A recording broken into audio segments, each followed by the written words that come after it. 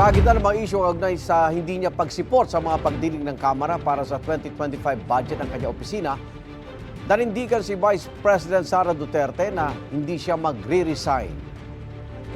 Hindi ako aalis dito dahil nilagay ako ng mga tao dito believing that I will work for the country. And that is what we did. Hindi naman kasi ako sasagot sa young guns dahil kailangan ko sumagot sa 32 million na bumoto sa akin.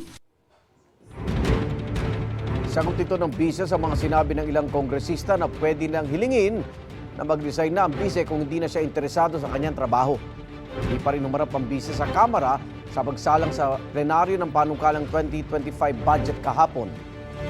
Mahigit 733 million pesos ang inaprobang budget para sa OBP mula sa mahigit 2 billion pesos na orihinal nilang hiningi.